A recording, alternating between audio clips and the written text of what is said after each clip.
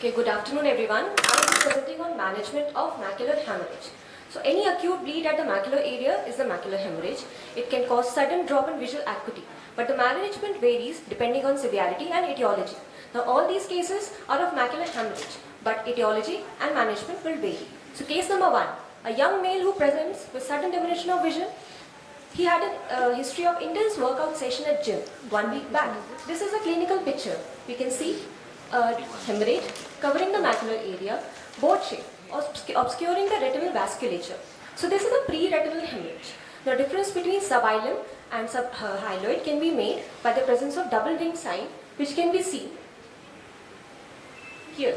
This is the outer ring, this is the inner ring. So this is characteristic of subilam hemorrhage. Causes for or the pre-retinal hemorrhage are anemic retinopathy, diabetic retinopathy, Terson syndrome or trauma. But in our case, it is Valsalva retinopathy. Management includes, we can observe or treat the cause. In this patient who presented early, that is within 1 week, we can even do laser membranotomy, pneumatic displacement and non-resolving hemorrhage, vitrectomy has to be done. So in this patient, we had hyaloidotomy. We gave these 2 spots of laser just within the dome, sparing the foveal zone. And this led to gravitation of the hemorrhage and clearing of the macular area. Now case number 2, an elderly female who presents with diminution of vision. Is controlled, diabetic and hypertensive, no history of trauma.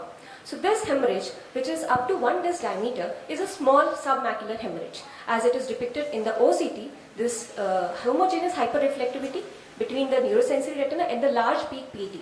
Very characteristic of polypoidal choroidal vasculopathy.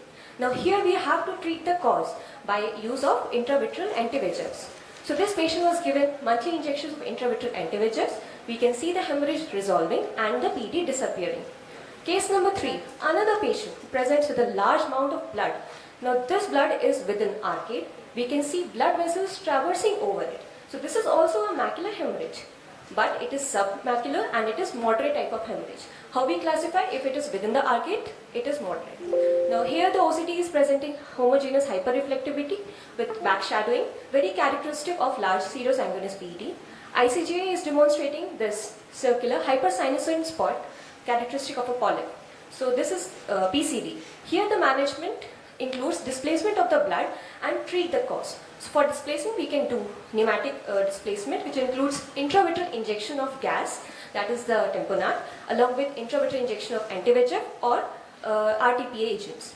So here we, in this patient, we have injected gas along with intravitreal aflibercept agent, and after some time we can see the clinical picture is improving with improvement in visual acuity.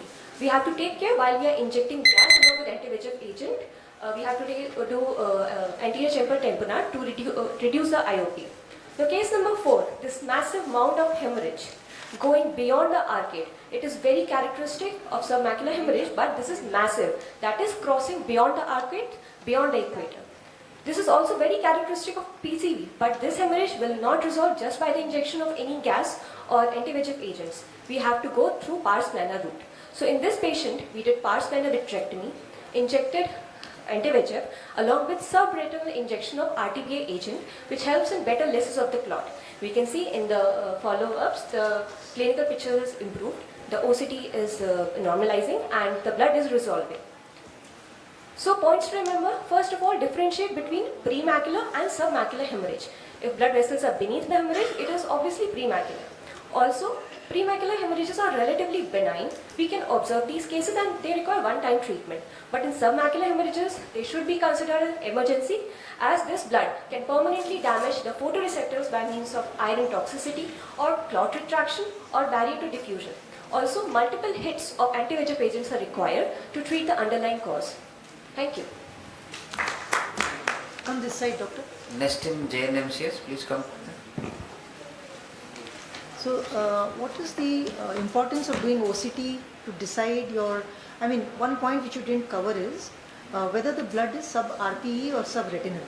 If it is sub-RPE, then you will not operate that patient because you're not going to give sub-RPE TPA, and that will not make any change to the prognosis as well. So it's very important pre-operative to know it's sub-sensory neural or it is sub-RPE. That's extremely important before you embark on treatment. When on Hmm, OCT, yeah, it's okay. homogeneous hyperreflectivity between the retinal layers and the RP.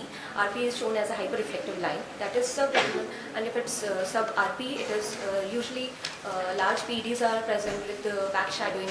So yes, sub-RP is like... So that surgery will not be offered for sub-RP. Thank you.